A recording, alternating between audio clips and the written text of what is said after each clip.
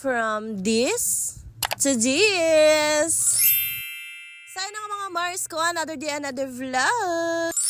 Ayan, dito nga muna tayo sa pangmalakasan naming kwarto since hindi pa nga tapos yung aming sala kusina. Ngayon nga ay magme-makeover nga lang ako ng konti dito nga sa aming kwarto na napakaliit lamang pero kasyang-kasya kami. O di ba alam ko magtataka kayo kung paano kami magkakasya dito kasi naman ang babaeng ito napakalaki. Aha, inunahan ko na kayo.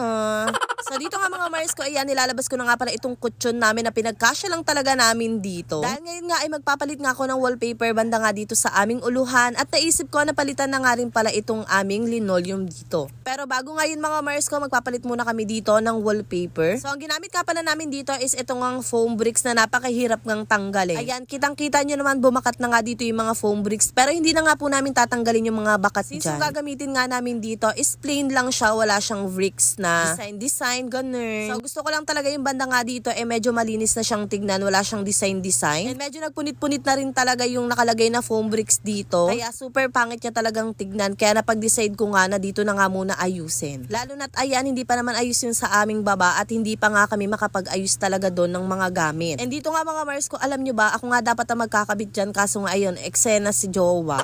Noong una talaga pa ayaw-ayaw pa siya na magkakabit nga ulit kami dito kasi nga baka susunod tanggalin ko na naman. Pero tingnan nyo naman mga Mars ko, siya na talaga ang gumawa. And see kung ano nga ba ang kinaganda ng wallpaper na to na napakagandang gamitin. So para rin siyang foam mga Mars ko at caring-caring nga yan sa mga rough surface. English pa siya. Ayun, kung hindi nyo pa nga napapalitada ang inyong mga pader literal na hollow blocks pa nga rin ang pader nyo, ay nako perfect nga tong gamitin. Dahil hindi nyo na nga mahalata dyan yung mga hindi pantay-pantay nyong pader. Sinasabi ko sa inyo mga Mars ko, kitang-kita ko talaga yung ginanda nga na itong dingding namin. And as you can see din mga Mars ko, nakita nyo naman hindi ko na tinanggal dyan yung bakat nga ng foam bricks. O siya, tama na nga tayo dyan sa wallpaper na yan mga Mars ko dahil ayan, magpapalit naman ako dito ng linoleum. I mean yung linoleum nga na nakalagay dito mga Mars ko ay papalitan ko yan ng vinyl tiles or vinyl tiles. Hala, napaka-arte. Pero yun nga mga Mars ko, nagsisipag na nga ako pero kagaya nga ni Jowa ay meron na naman pong umiksena dito nga sa ginagawa ko. Yes po, opo.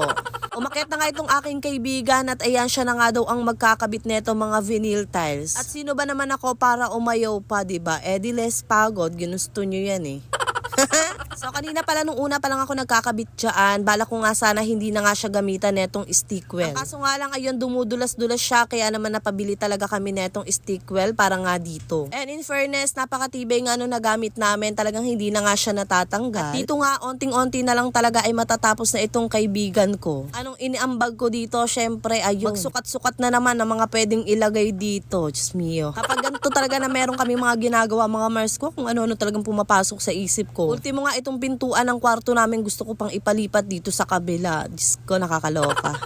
Tatawa na nga lang ako kay Jowa kasi maloloka na rin daw talaga siya sa mga sinasuggest ko. Paano ba naman kasi hindi pa naman tapos yung baba nyo, napakarami pang kalat, lalo na nga dito sa lagayan nyo ng damit. Nagsasuggest ka na naman ng kung ano-ano. Pinagsabihan yung sarili. Dito nga mga Mars ko, natapos na nga pala yung kaibigan ko magkabit na itong vinyl tiles. Kaya naman ayan nga, to the rescue na naman si Jowa para nga maglinis dito. O diba lahat na lang. Tapos sasabihin nyo na naman ayaw kong kumilos, kinukuha nyo lahat ng ginagawa ko. Kasalanan nyo yan tapos ako yung nakikita nyo. So ayan, nang matapos na nga pala si Jowa magwalis dyan, kinuha niya nga itong pangmalakasan na Seaways all-purpose cleaner para nga gamitin pamunas nga dito sa mga dingding. And ayan, habang nagpupunas nga dito si Jowa mga Mars ko, ayan, kitang-kita nyo naman talagang luminis at kumintab nga itong dingding namin. Kaya naman hindi talaga ako nagsisisi na gumamit nga na itong Seaways all-purpose cleaner. Kaya naman kung gusto nyo nga rin ng pangmalakasang panglinis ng inyong baler, ayun ako, i-check out nyo na yan, ilalagay ko sa comment section. Hey.